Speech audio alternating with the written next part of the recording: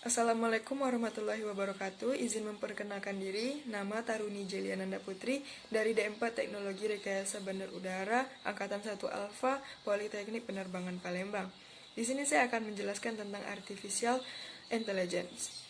Pada dasarnya AI adalah suatu pengetahuan yang membuat komputer dapat meniru kecerdasan manusia sehingga komputer dapat melakukan hal-hal yang dikerjakan manusia di mana membutuhkan kebutuhan yang cerdas. Misalnya melakukan analisa penalaran untuk mengambil suatu kesimpulan atau keputusan atau penerjemahan dari bahasa satu ke bahasa yang lainnya. Kecerdasan buatan ini merupakan suatu cabang dalam bidang sains komputer yang mengkaji tentang bagaimana untuk melengkapi sebuah komputer dengan kemampuan atau kepintaran seperti manusia. Sebagai contoh, bagaimana komputer itu bisa belajar sendiri dari pengalaman dan data-data yang telah dikumpulkannya. Terus bagaimana komputer itu mampu berkomunikasi atau mengucapkan kata demi kata. Dengan kemampuan ini, diharapkan komputer itu mampu mengambil keputusan sendiri untuk berbagai kasus yang ditemukannya. Evolusi AI ini berjalan dari dua jalur yang berbeda. Yang pertama untuk menciptakan sistem komputer yang meniru berpikir manusia untuk menyelesaikan permasalahan umum, seperti program permainan catur. Yang kedua itu mengkombinasikan pemikiran terbaik para ahli pada sepotong software yang dirancang untuk memecahkan persoalan yang spesifik. Biasanya disebut juga dengan expert system atau sistem pakar. Misalnya, bagaimana seorang dokter menemukan penyakit seseorang, mulai dari tanya jawab, memeriksa kondisi tubuh seperti mata, tekanan darah, suhu tubuh, dan sebagainya. Langkah-langkah ini pula yang berusaha untuk diterapkan ke komputer yang mampu berpikir seperti pakar tersebut. AI ini memiliki dua kategori, yaitu yang lemah ataupun kuat. AI lemah atau weak AI juga dikenal sebagai AI sempit atau bisa diartikan sebagai sistem AI yang dirancang dan dilatih untuk tugas tertentu, seperti asisten pribadi visual. Itu kayak Apple Siri atau Google Assistant. Itu merupakan bentuk dari AI yang lemah. Sedangkan AI kuat atau strong AI juga dikenal sebagai kecerdasan buatan. Itu adalah sistem AI yang kemampuan kognitif manusia secara umum. Itu kegiatannya itu disajikan dengan tugas khusus. Sistem AI kuat dapat menemukan solusi tanpa campur tangan manusia, seperti kayak contohnya itu robot, seperti itu. Selanjutnya itu saya akan menjelaskan tentang mekatronika. Mekatronika itu adalah teknologi atau rekayasa yang menggabungkan teknologi mesin, elektronika, dan informatika untuk merancang, memproduksi, mengoperasikan, dan memelihara sistem untuk mencapai tujuan yang diamanatkan. Pada awalnya secara khusus tidak ada disiplin mekatronika. Untuk menggabungkan beberapa disiplin iptek tersebut, mekatronika memerlukan teori kendali dan teori sistem.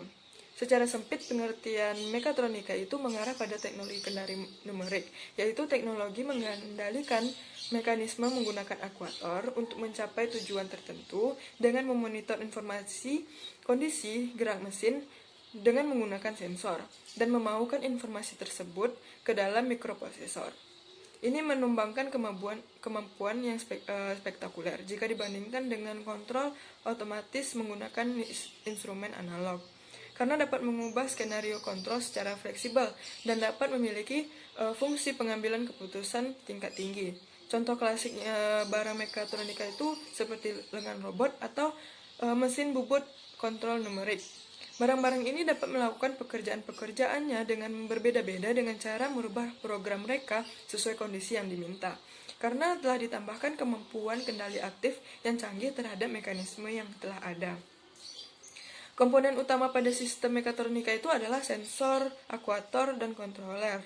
Nah, kalau sensor itu gunanya untuk mendeteksi variabel pada sistem. Kalau akuator itu berfungsi untuk memberikan aksi pada sistem yang dikendalikan. Sedangkan kontroler itu berfungsi untuk mengambil keputusan apakah keadaan objek kendali telah disesuai dengan nilai referensi yang diinginkan, dan kemudian memproses informasi untuk menetapkan nilai komando guna merevisi keadaan objek kendali. Mekatronika ini juga menerapkan pada berbagai hal, antara lain yaitu perancangan sensor atau transducer. Yang kedua itu peralatan rumah tangga atau perkantoran seperti mesin cuci, mesin isap debu, timbangan digital, microwave, atau remote control, mesin pembuat kopi gitu. Selanjutnya itu ada pada berbagai peranti pada komputer. Contohnya itu seperti mouse, printer, disk drive, CD-ROM, keyboard, seperti itu. Nah, di dunia penerbangan juga ada, yaitu sebagai pengendali pesawat terbang secara fly-by-wire. Selanjutnya itu ada pada peralatan medis dan labor. Terus ada juga pada bidang industri seperti monitoring dan kendali berbagai peralatan industri. Selanjutnya ada pada bidang robotika. Selanjutnya saya akan menjelaskan tentang apa sih perbedaan dari bit dan byte. Pada prinsipnya, bit itu disimbolkan dengan huruf B kecil, sedangkan byte disimbolkan dengan huruf B besar. Hal ini memang tidak sama, di mana satu byte itu dibentuk atas 8 bit. Apa sih bit itu? Bit itu adalah suatu unit data terkecil dari komputasi digital, pada dasarnya terdiri dari satu digit biner, biasanya berupa nilai 0 ataupun 1. Bit juga merupakan singkatan dari binary digit atau digit biner. Hal ini karena komputer tidak menggunakan angka desimal untuk menyimpan data. Semua data komputer disimpan dalam angka-angka biner. Hanya dua nilai yang berbeda yang bisa ditentukan dalam satu bit. Entah itu nilai 0 ataupun nilai 1. Bit biasanya tidak pernah berdiri sendiri, makanya baru muncul jika terdiri dari sejumlah bit. Dalam perhitungan biner, ada sejumlah komputer yang dipakai, yaitu sistem 8 bit, 16 bit, 32 bit, ataupun 64 bit, dan seterusnya. Dengan sistem itulah komputer bisa membaca, menerjemah kembali, dan mengolah data angka, huruf, gambar, dan sebagainya. Kecepatan transfer satuan ini biasanya menggunakan bit per second, dan biasanya disebut dengan BPS. Misalnya saja untuk mengukur kecepatan sebuah modem, menggunakan 60 kbps atau 60 kilobyte per second. Nah, selanjutnya apa sih byte itu? Byte itu adalah unit informasi digital yang umumnya digunakan pada komputasi dari telekomunikasi yang berdiri 8 bit. Dengan kata lain, 1 byte sama dengan 8 bit. Berbeda dengan bit, byte itu menggunakan istilah B besar. Byte digunakan dalam satuan penyimpanan data dalam sebuah komputer, besaran file. Nah, informasi dan data tersebut nantinya akan disimpan dalam sebuah memori komputer. Satuan byte pun beragam, dari media penyimpanan mulai dari kilobyte, megabyte, gigabyte, dan terabyte. Di Indonesia, byte juga dikenal dengan istilah bita, akan tetapi orang lebih familiar dengan byte. Dalam dunia komputer, untuk ukuran yang paling besar dari byte ini adalah yottabyte, dan satuan ini 4 tingkat lebih tinggi daripada terabyte. Dengan begitu bisa dibayangkan dong betapa besarnya media penyimpanannya. Nah, selanjutnya saya akan menjelaskan tentang hardware. Hardware itu adalah perangkat keras yang berfungsi untuk mendukung segala proses dalam komputerisasi dan bekerja sesuai dengan perintah yang ditentukan penggunanya, atau sering disebut dengan brainware. Dengan adanya komponen hardware, maka bentuk dari output dari setiap proses bisa direalisasikan. Nah, contohnya dari hardware ini ada CPU.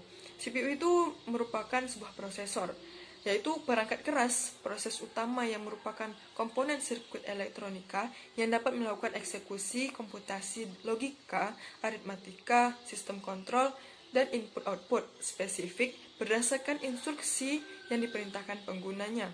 Hampir seluruh proses di dalam suatu sistem komputer dilakukan oleh prosesor.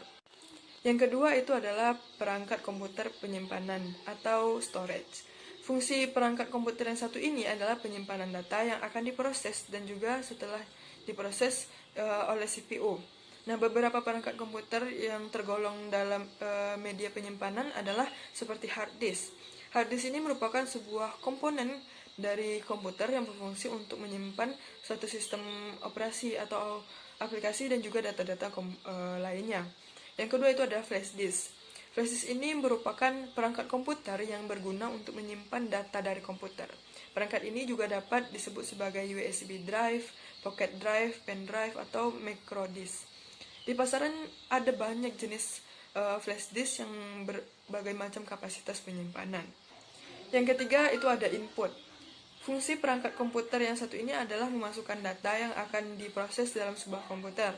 Ada bermacam-macam perangkat komputer yang tergolong dari perangkat input, itu seperti kayak keyboard, mouse, mikrofon, scan, terus webcam, optical drive, modem, joystick, atau stick untuk bermain game itu.